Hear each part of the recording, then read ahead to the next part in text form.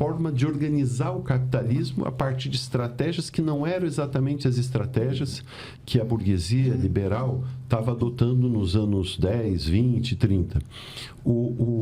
Então, nesse sentido, não há como entender o fascismo sem a lógica do capitalismo. O fascismo ele é uma mediação que viabiliza o desenvolvimento do capitalismo. Né? Já o neofascismo é a mesma coisa. Né? O neofascismo, por isso que ele vem casado com o neoliberalismo. É uma forma de se viabilizar a etapa atual de desenvolvimento do capitalismo. Mas deixa eu só entre fascismo e neofascismo, você colocou assim, as diferenças, assim, mas qual seria o ponto de contato deles? Quais são os elementos de intersecção entre os dois? Sim. Deixa eu aproveitar aí a pergunta da Eneida, que eu acho que é importante, porque o que a gente tem observado normalmente no movimento fascista? Tem uma militarização dos estados bastante grande. O que é que eu quero com isso? Eu quero dizer o seguinte: quando houve o golpe do impeachment da presidenta Dilma, entrou o Temer e já naquele momento ele começa a nomear diversos militares para o governo, que até então o governo tinha algumas pastas que normalmente era assumida pelos militares, e eles começaram a colocar bastante militares dentro do governo do Temer. E quando o Bolsonaro assume, aí ele coloca uma quantidade imensa, não só como ministro, como nos primeiros escalão, segundo escalão, mas quase 8 mil, me parece que foi 8 mil militares. E isso tem a ver, por exemplo, com a questão do sistema fascista. Tem alguma coisa, esse endurecimento, a visão de uma forma de extrema direita de algum segmento da militares.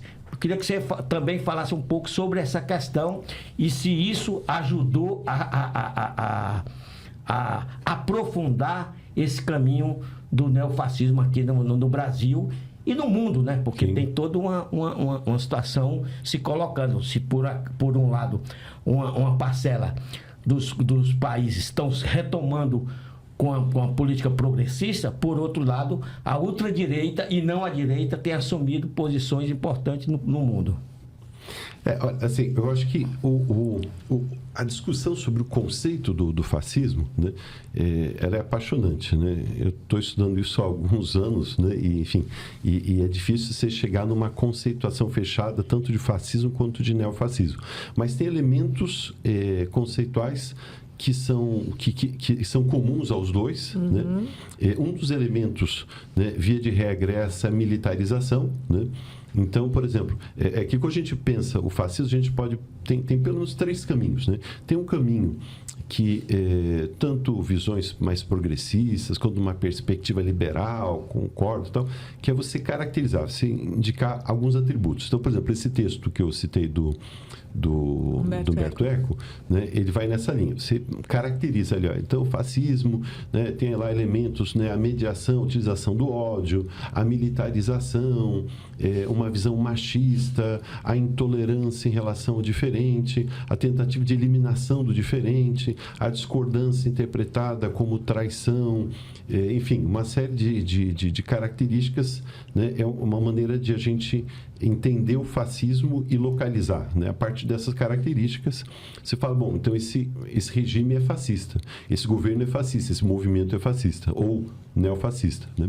O neo entra muito mais no sentido dessas características atuais, né? O que está acontecendo hoje, né? Que está presente.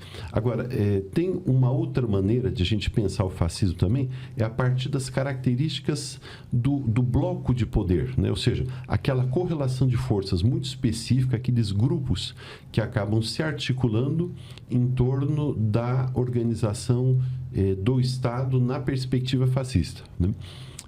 E tem uma terceira forma, né, que é pela compreensão da análise da forma do Estado. Ou seja, você tem uma forma de Estado fascista, né? Então, dependendo do caminho que a gente vai, a gente consegue caracterizar, localizar melhor um outro, né? Mas, no sentido geral, né, o que a gente pode observar? Primeiro, o fascismo, ele sempre surge, seja como forma de Estado, seja como bloco de poder, seja do ponto de vista dessa caracterização, ele sempre surge viabilizando o desenvolvimento do modo de produção capitalista. Então, quer dizer, para efetivamente derrotar o fascismo, nós temos que derrotar o capitalismo. O capitalismo, exatamente. Quer dizer, então, por exemplo, tem um dos grandes autores que trabalhou isso, né, foi o Max Horkheimer, da Escola de Frankfurt, um dos grandes pensadores da teoria crítica. Ele vai dizer o seguinte: quem não quer falar de capitalismo não deveria falar de fascismo. Né? Também não deveria falar de fascismo. Ou seja, porque é indissociável. Né? Essa é a questão fundamental que, via de regra, só quem trabalha com uma perspectiva de análise marxista consegue localizar melhor. Né? Ou seja, que não dá para você dissociar o fascismo das contradições que o capitalismo gera e que o capitalismo mesmo não consegue organizar. Né? Então, pode ser assim, se você quiser, né, sanar o mal pela raiz, é o que o Big está falando. Né? Você só consegue eliminar o fascismo da história de que você superar o capitalismo. Né? Por enquanto houver capitalismo, o fascismo sempre será uma forma, né, possível de organização do Estado, de configuração dos blocos de poder e de caracterização dos governos e dos movimentos.